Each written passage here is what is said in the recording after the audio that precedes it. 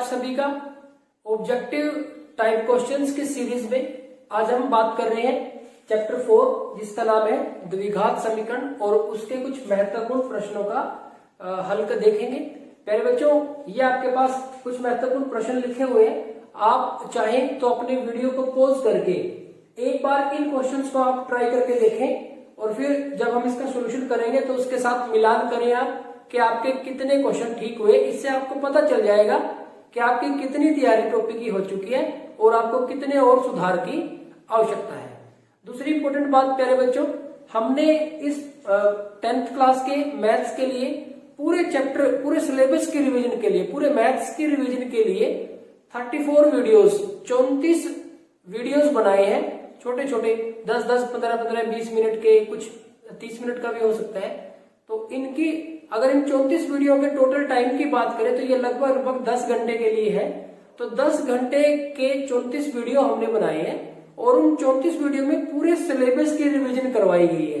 तो अगर आप चाहें तो वो वीडियो भी कर सकते हैं। इससे क्या बेनिफिट होगा, आपके पूरे सिलेबस की बहुत फास्ट रिवीजन हो जाएगी। जिसको भी वो वीडियो चाहिए आप कमेंट बॉक्स में लिख दे, आपको उसकी जो प्लेलिस्ट है कमेंट बॉक्स में भेज दी जाएगी। पहले बच्चों देखते हैं चैप्टर 4 के कुछ महत्वपूर्ण प्रश्न। और इसमें कहा गया है कि फर्स्ट क्वेश्चन है कि निम्नलिखित समीकरणों में से कौन सा द्विघात समीकरण है। तो पहले बच्चों, द्विघात जिसकी घात 2 है, जिसकी शक्ति 2 है, सबसे बड़ी शक्ति जिसकी 2 है उसको हम द्विघात समीकरण कहेंगे। तो यहाँ पे हमारे पास, हमें पता है कि जो मानक द्विघात समीकरण होता है वो क्या होता है, ax² जमा bx जमा c बराबर है 0। तो ये लेते हैं हम, a 0 नहीं होता तो ax² जमा bx जमा c बराबर है 0। तो ये लेते हैं। अब देखो x की जो शक्ति 2 है वो देखनी है हमें, 2 से ज्यादा ना हो। अब यहां से x² माइनस 5x जमा 6 बराबर है 0। तो ये बिल्कुल सही है, ये हमारा द्विघात समीकरण है। अगले वाले में देखें तो यहाँ पे x³ आ गया, यानी कि ये द्विघात नहीं है, त्रिघात है। घात इसकी 3 है, इसको बोलते हैं त्रिघात समीकरण। सी ऑप्शन की बात करें तो इसमें है x + 5 बराबर है 0। अब इसमें देखो घात 1 है तो इसको बोलते हैं रैखिक समीकरण। तो ये भी आपको पता होना चाहिए कि ये रैखिक समीकरण है, ये द्विघात समीकरण है और ये त्रिघात। तो यहाँ पे हमारा जो फर्स्ट आंसर है, ऑप्शन है, वो राइट ऑप्शन है। क्वेश्चन नंबर 2 की तरफ बढ़ते हैं। पहले बच्चों इसमें कहा है कि द्विघात समीकरण के मूल वास्तविक होंगे। तो पहले बच्चों अगर हम बात करें द्विघात समीकरण की, ax² जमा bx जमा c बराबर है 0। तो मूल वास्तविक मूलों की प्रकृति ज्ञात करने के लिए हम d निकालते हैं, व्युत्कर निकालते हैं। d क्या होता है, b² माइनस 4ac। अब इसके 3 केस होते हैं। अगर हमारा b² माइनस 4ac ये 0 से बड़ा है तो मूल होते हैं वास्तविक और असमान, यानी कि अलग अलग आएंगे दोनों मूल। और अगर हमारा b² माइनस 4ac आ जाए 0 के बराबर, ये d है हमारा d, अगर ये 0 के बराबर आ जाए तो होते हैं मूल वास्तविक और समान। यहां पे असमान है, यहां पे समान, एक जैसे दो ही मूल होंगे। द्विघात समीकरण है तो ज्यादा से ज्यादा 2 मूल हो सकते हैं। और अगर b² माइनस 4ac छोटा आ जाए 0 से छोटे का मतलब माइनस, इसको सोल्व करने पे माइनस आ जाए तो कोई वास्तविक मूल नहीं, कोई वास्तविक मूल नहीं, कोई वास्तविक मूल नहीं होगा इस केस में। अब प्यारे बच्चों देखो, वास्तविक तो जब b² माइनस 4ac 0 से बड़ा होता है तब भी होते हैं, और जब 0 के बराबर होता है तब भी होते हैं। बस फर्क सिर्फ इतना है, अगर 0 से बड़ा हो तो दोनों मूल असमान होंगे और अगर 0 के बराबर हो तो समान होंगे। अब यहाँ पे हमारे पास क्वेश्चन है कि द्विघात समीकरण के मूल वास्तविक होंगे। वास्तविक की बात की है, समान या असमान की बात नहीं की होगी। तो यहाँ पे वास्तविक कब होते हैं, जब 0 से बड़ा होता है तब भी वास्तविक होते हैं, और जब 0 के बराबर होता है तब भी वास्तविक होते हैं। अगर 0 से छोटा यानी कि माइनस का हो तो वास्तविक नहीं होते हैं। तो पहला ऑप्शन है कि b² माइनस 4ac 0 से बड़ा है, तो ये तो बिल्कुल सही है। दूसरे ऑप्शन में कहा है कि b² माइनस 4ac 0 के बराबर है, तो ये भी सही है। तो दोनों में से अब किसको करें, आगे देखते हैं। c b² - 4ac 0 से छोटा है, ये तो नहीं हो सकता, ये तो गलत है। अब फोर्थ में क्या कहा है, डी ऑप्शन में कहा गया है कि ए और बी दोनों, यानी कि ए वाला भी और बी वाला भी दोनों सही है। तो बात बिल्कुल सही है, ए भी सही है और बी भी सही है। तो हमें असल में हमारा जो सही आंसर होगा वो क्या होगा, डी। प्यारे बच्चों ये आपको ध्यान रखना है कि यहाँ पे कि ए भी सही है बी भी सही है, और इन दोनों को, क्योंकि दोनों ही होने चाहिए, 0 के बराबर भी हो सकता है और 0 से बड़ा भी हो सकता है। यहाँ 0 से बड़ा आ गया, बराबर तो है नहीं यहाँ पे, यानी कि पूरी बात ये सही नहीं है। 0 के बराबर है लेकिन इसमें बड़ा नहीं आया, पूरी बात ये भी सही नहीं है। यहाँ पे देखो बड़े वाला भी आ गया और 0 के बराबर भी आ गया, यानी कि दोनों आ गए, यानी कि असल में हमारा जो डी है वो राइट ऑप्शन है। तो इसका आंसर आ जाएगा डी। तो प्यारे बच्चों आपको ये ध्यान रखना है कि इसका जो आंसर है वो क्या है, डी है, इसका राइट ऑप्शन डी है।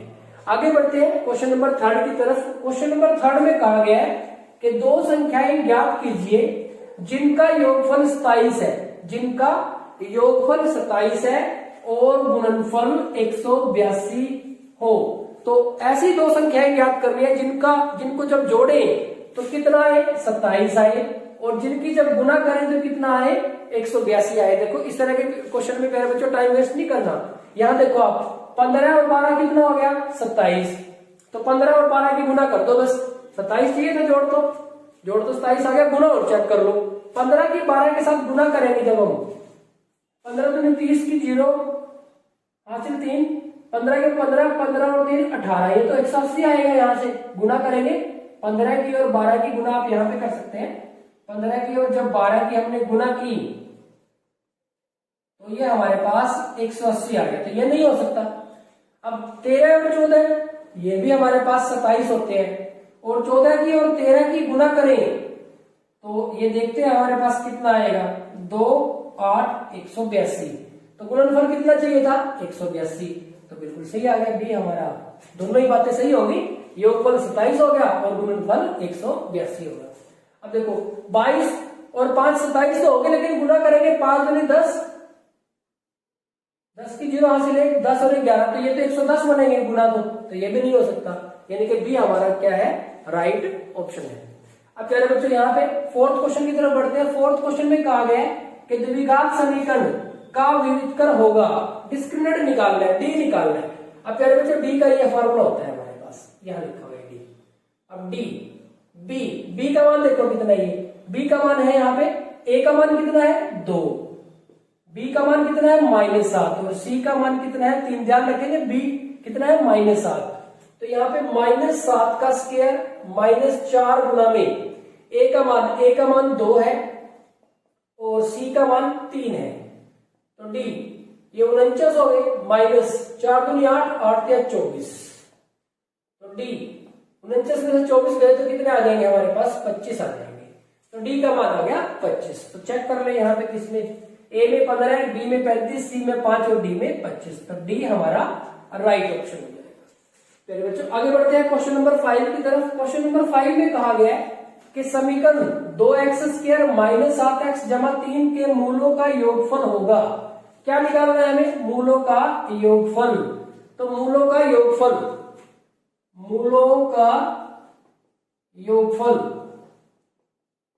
क्या होता है प्यारे बच्चों, -b/a होता है। अब देखो यहां पे हमारे पास a कितना है 2, इधर लिख लेते हैं, साफ साफ लिख लेते हैं। यहाँ पे a का मान कितना है 2, b का मान कितना है -7 और c का मान कितना है 3। रख दो इसमें, b का मान देखो -7 है और ये आगे भी माइनस प्लस का 7, और a का मान है 2, तो 7/2, तो मूलों का योगफल आ जाएगा 7/2। 7/2 ए में नहीं है, बी नहीं है, सी 7/2, तो सी हमारे पास क्या हो जाएगा, राइट ऑप्शन हो जाएगा। पहले बच्चों आगे बढ़ते हैं। ठीक इसी तरह से जैसे योगफल पूछा है, एक में गुणनफल पूछा हुआ है, तो समीकरण यानी कि द्विघात समीकरण के मूलों का गुणनफल होगा। तो द्विघात समीकरण में से पहले ए बी सी लिख लो। ए हमारे पास 3 है, बी का मान हमारे पास -2 है और सी का मान हमारे पास -1। तो ए बी सी आ गया हमारे पास। अब हमें क्या करना है, इसका मूलों का गुणनफल। तो क्या लिखेंगे कि मूलों का गुणनफल क्या होता है प्यारे बच्चों, सी बटे में होता है, सी का मान -1 है, -1, और ए का मान हमारे पास 3 है, तो -1/3। तो चेक कर ले हमारे पास -2/3, 2/3, -1/3 और 1/3, तो -1/3। यहाँ पे -1/3 आया था, यानी कि सी हमारे पास राइट ऑप्शन है। पहले बच्चों एक और क्वेश्चन देखते हैं, 7th क्वेश्चन।